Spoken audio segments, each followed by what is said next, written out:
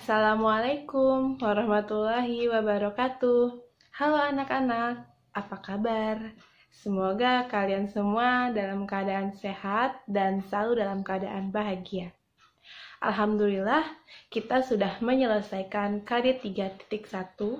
Di pertemuan kali ini, Ibu akan melanjutkan materi selanjutnya di bab 2, yaitu KD 3.2. Ibu harap kalian semua masih semangat terus untuk belajar walaupun masih di rumah aja. Tetap jaga kesehatan dan selalu menggunakan protokol kesehatan ketika kalian sedang di luar rumah.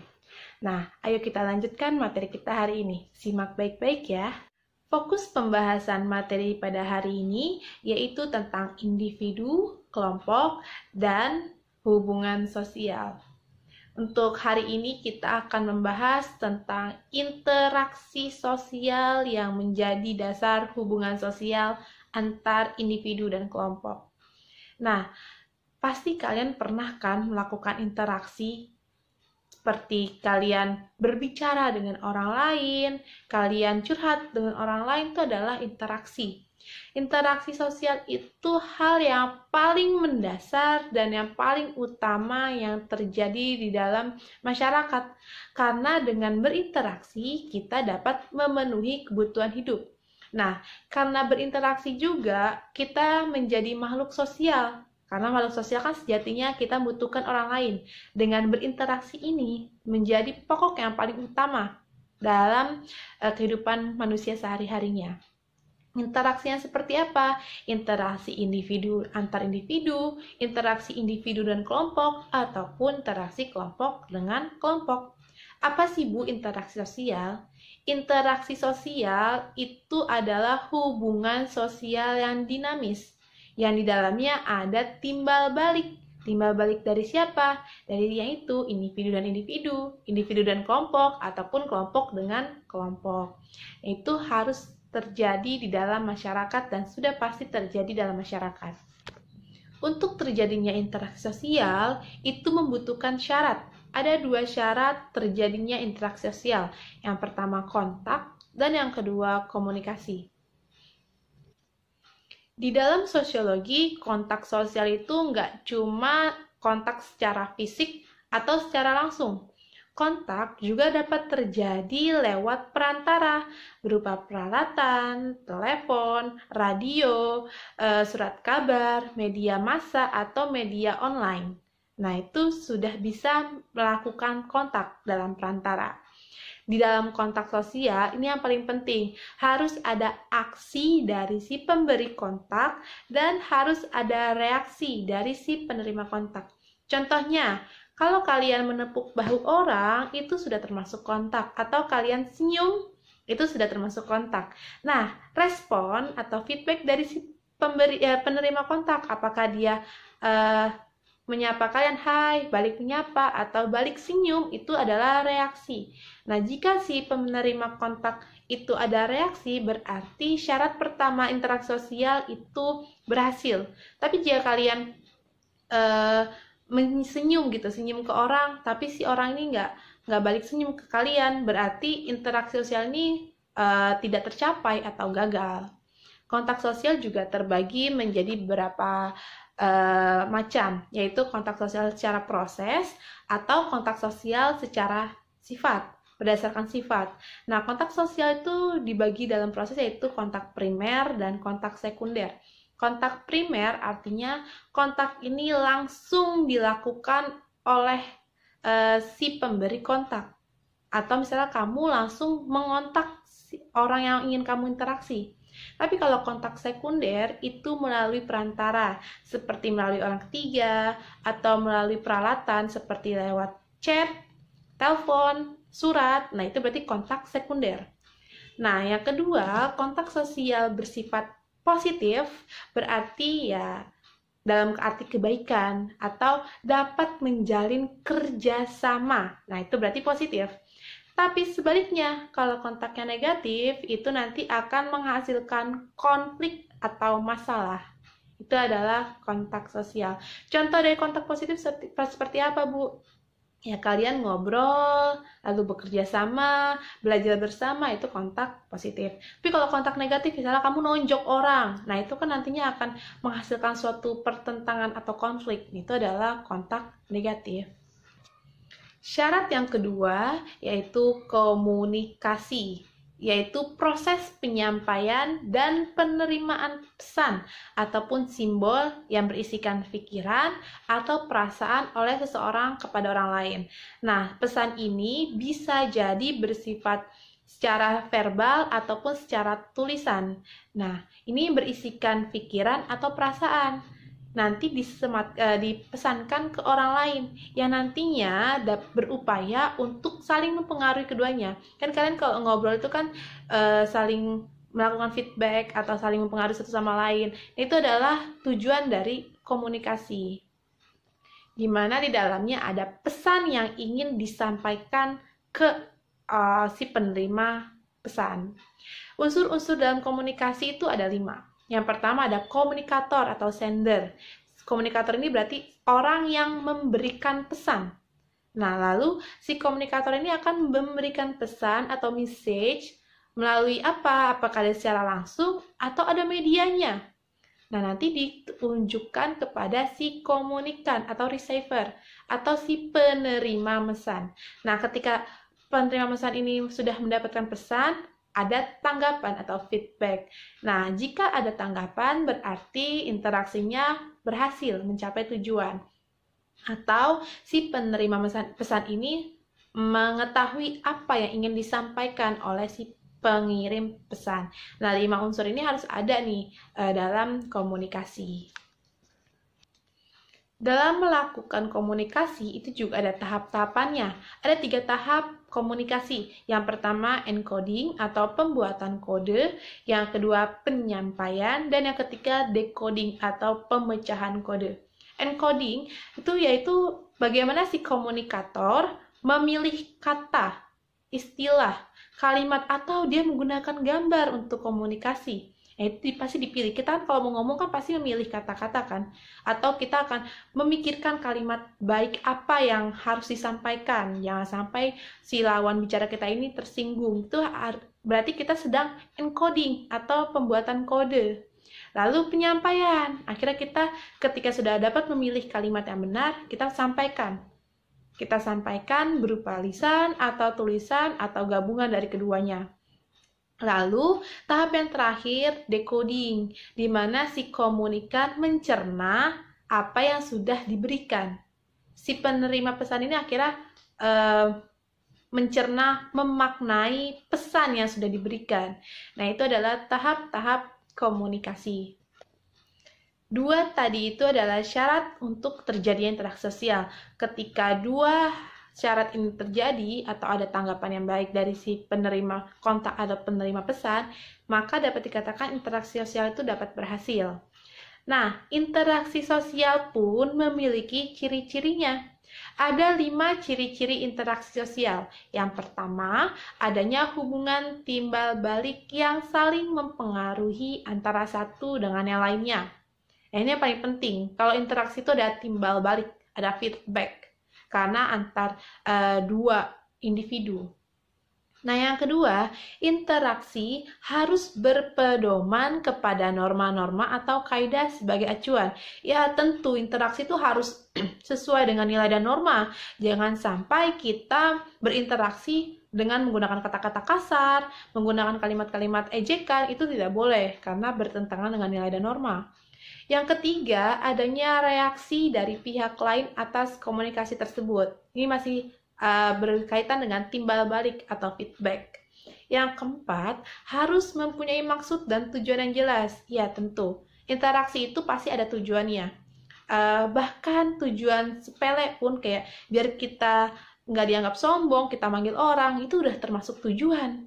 Pasti interaksi, kalian pasti berinteraksi sama orang itu pasti ada maksud dan tujuan. Namanya manusia itu pasti memiliki kepentingan untuk berinteraksi. Walaupun kepentingannya untuk menjalin pertemanan, itu adalah kepentingan. Pasti interaksi memiliki maksud dan tujuan yang jelas. Yang terakhir, interaksi sosial itu bersifat positif, dinamis, dan berkesinambungan. Ya, interaksi sosial itu harus positif dan dinamis. Dinamis itu maksudnya adalah berubah-ubah. Interaksi sosial itu pasti kita interaksi dengan ini, dan ini pasti berbeda-beda. Nah, itu maksud dari dinamis, berubah-ubah atau berkesinambungan dengan yang lainnya. Sekarang kita masuk ke faktor-faktor pendorong interaksi sosial. Kalian berinteraksi, atau bukan kalian, kita berinteraksi dengan orang lain itu pasti ada faktor pendorongnya. Nah, ada 5 faktor. Kalau menurut sosiologi itu ada 5 faktor pendorongnya. Yang pertama imitasi, yang kedua sugesti, yang ketiga identifikasi, yang keempat simpati, dan yang kelima empati. Kita akan bahas satu persatu. Yang pertama imitasi. Imitasi itu adalah tindakan meniru orang lain. Meniru, contohnya meniru gaya bicara, meniru tingkah laku, meniru adat dan kebiasaan, atau meniru cara berpikir atau pola pikir. Nah, menurut Dr. A.M.J. Korus, ada syarat mengimitasi, yaitu si individu ini punya minat atau perhatian terhadap objek atau subjek yang akan ditiru, serta sikap menghargai, mengagumi, dan memahami. Jadi sebelum kita meniru orang lain, pasti kita ada perhatian ke dia dulu kan. Kita pasti ada suatu hal yang kita membuat kita interest atau tertarik dengan si individu ini untuk kita tiru. Contohnya itu, Ibu memberikan contoh di sini, ada seorang anak mengikuti tindakan ibunya untuk sholat. Anak itu kan pasti melihat apa yang dilakukan oleh orang-orang dewasa di sekitarnya. Dia lihat, lalu dia tiru. Nah, imitasi ini seringkali dikaitkan dengan peniruan yang dilakukan oleh anak kecil. Yang dia lihat, lalu dia tiru dari tindakan orang dewasa di sekitarnya. Selanjutnya ada identifikasi. Nah, sebenarnya hampir mirip dengan imitasi. Berbeda, tapi bedanya kalau identifikasi ini cenderung ingin menjadi sama. Kalau imitasi kan hanya meniru sebagian kecil atau sebagian beberapa part yang ingin ditiru. Tapi kalau identifikasi dia ingin menjadi sama persis dengan seseorang. Nah, identifikasi ini terjadi karena ada sifat yang lebih mendalam sehingga dapat membentuk kepribadian. Nah, bedanya kalau imitasi ini kan hanya meniru, tapi kalau identifikasi bisa sampai ingin seperti pribadi yang sama, mengubah kepribadian seseorang. Nah, contohnya ini Ibu berikan ada seorang perempuan, dia ingin terlihat sama persis dengan idolanya yaitu Barbie. Nah, ini adalah contoh identifikasi. Selanjutnya ada sugesti, berlangsung ketika seseorang memberi pandangan atau pernyataan sikap yang dianutnya dan diterima oleh orang lain. Nah, sugesti ini kayak memberikan pengaruh kepada seseorang. Sugesti ini bisa berasal dari 4 orang. Yang pertama, orang yang berwibawa, karismatik, atau memiliki pengaruh yang kuat terhadap si penerima sugesti. Atau orang yang memiliki kedudukan yang lebih tinggi dari penerima sugesti, kelompok mayoritas terhadap minoritas, atau iklan. Nah, sering banget kan kita lihat iklan terus kita tersugesti, akhirnya kita beli. Atau kita ke dokter terus dikasih obat, ini minum ya obatnya biar cepat sembuh. Nah, itu adalah sugesti sebenarnya terhadap si pasien.